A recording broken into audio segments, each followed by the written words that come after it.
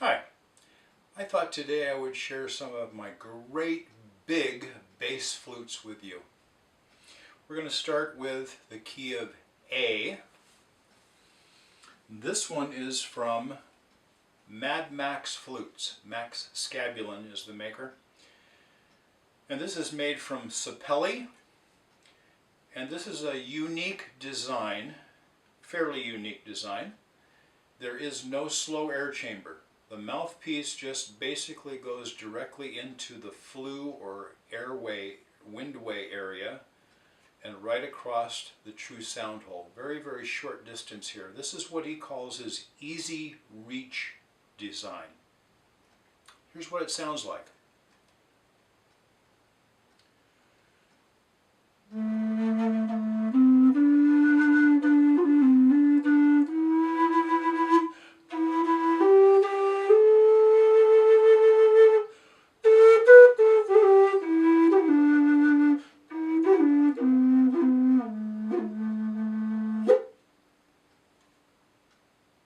Big, deep, rich voice. I love this flute.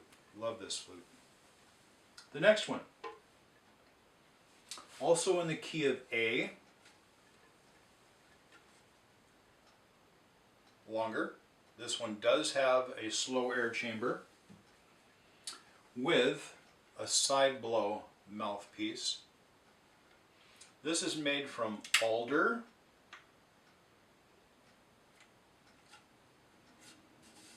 Buckeye Burl for the accents here, and I honestly don't know what the mouthpiece, what he uses for that. It's a very dark wood. It could be walnut, something like that. And this and the one just before it has the finger holes in a straight line. We're going to get to some differences in that a little bit later on.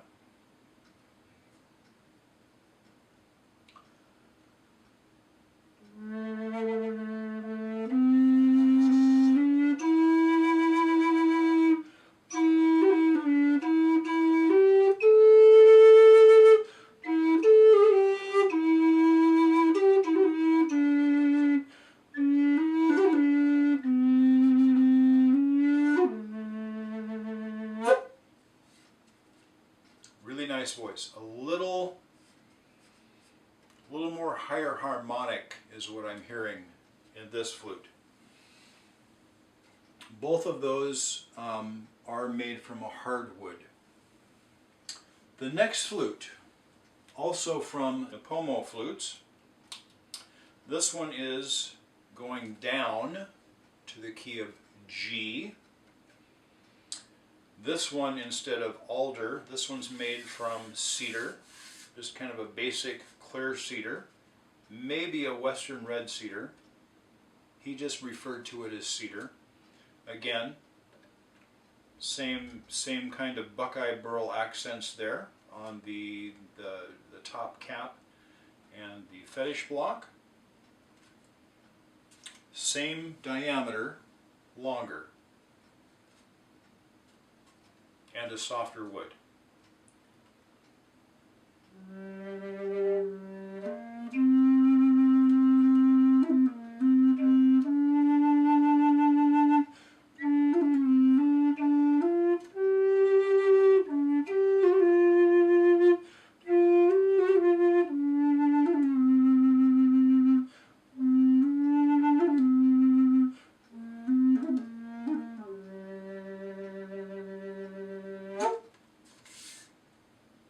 Nice smooth voice on this one.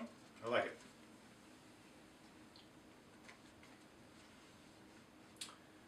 Next, we're moving down in key again. This one, we're going back to a hardwood. This one is made from Padauk, I believe Ebony end caps.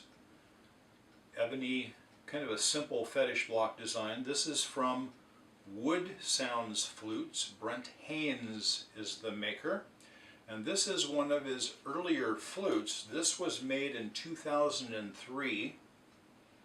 This is in the key of F sharp.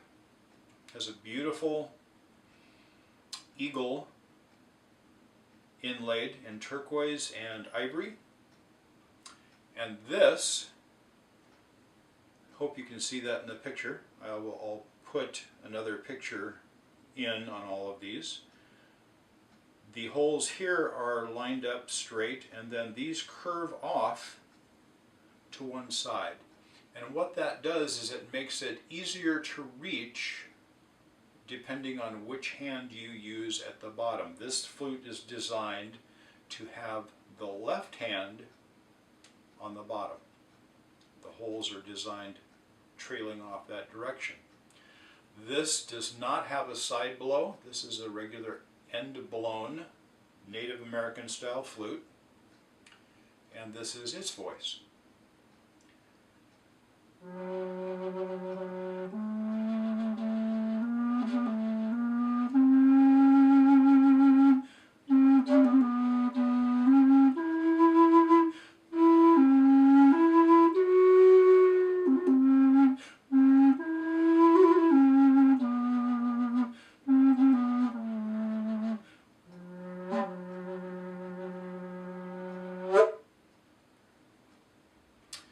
So on this flute and another one that I will be showing you in a little bit, I've had to learn how to play with my left hand down versus the way I learned originally with my right hand down. It didn't take me that long to do. Again, that was an Fsharp. This is also an Fsharp. This one's from High Spirits. Odell Borg is the man behind High Spirits Flutes. This is what they call a contrabass Fsharp. Very, very large bore, but this is also designed with what they call a choke inside. There's a section right about here that has a little bit smaller diameter than the rest of the flute that helps to lower the pitch so that you can have a shorter flute. Trying to line up the true sound holes there. A shorter flute with the same basic sound. This also has a little bit larger bore diameter and a little bolder voice maybe than the Woodsounds flutes. The holes are lined up straight so you can use either hand in either position. This is made from Spanish cedar with walnut accents.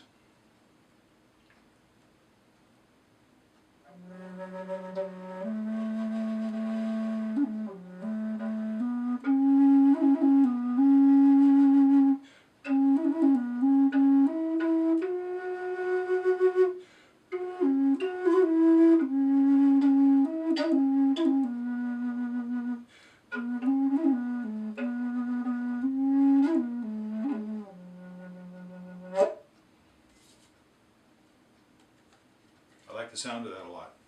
I like the sound of that a lot. A friend of mine loaned me that flute. I had originally sold that to him, being a High Spirits dealer. He had purchased that from me years ago. Now we are moving again down in pitch. This is in the key of E. This is made from Poplar. Has a little walnut grizzly bear fetish, a side blow that is also kind of bent over a little bit. Instead of sticking straight out, it angles back. This is again a left hand down design, and both of the holes are angled, or sets of holes are angled off to the side to try to make it easier to reach.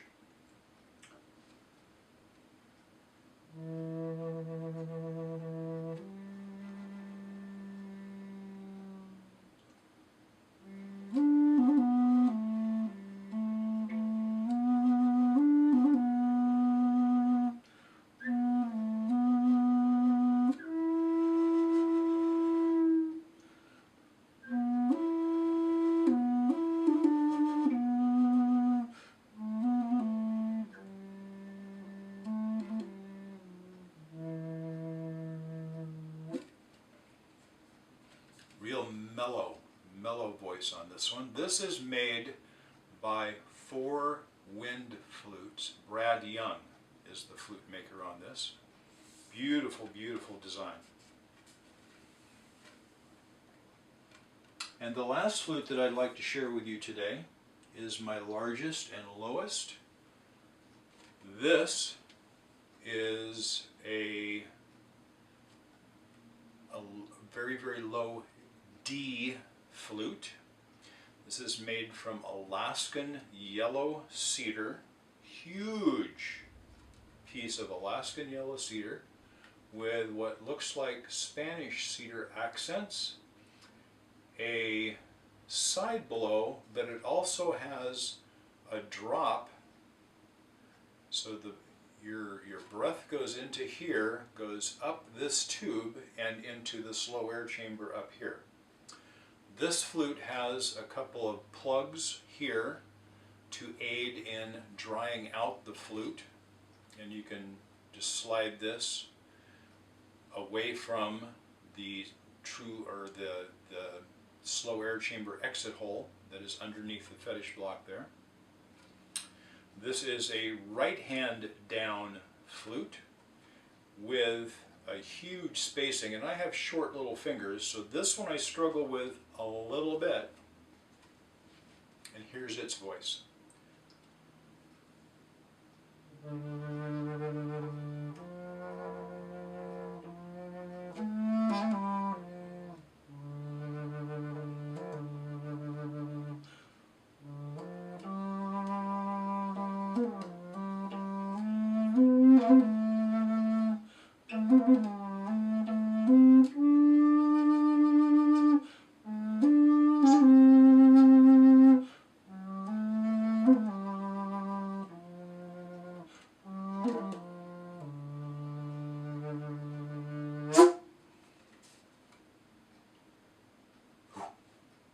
Love this flute, love this flute. This is from Falcon Flutes. Dana Ross is the maker of this beauty. It's just got a gorgeous voice. I just love this flute. So, today we looked at the great big bass flutes. Some people consider these or call these a contrabass flute. I just personally call them a bass flute. And the ones just right under this I call a low flute, like D, E, C, B's, those types of deals. And I'm going to be doing those in another video. But I wanted to share the great big flutes and share how they're designed with the finger holes, either a straight line or canted off to make easier reach. Some flute makers do that. Some flute makers design them to be straight in line like this, so a player, no matter which way you hold your flute, either player could use this flute. It's a benefit of the flute maker of not having to do two different flutes, but it might be a hindrance to some flute players because this design where the holes are moved to make it easier to reach, so you don't have to bend your wrist or flex your wrist over. Your wrist can be a lot straighter.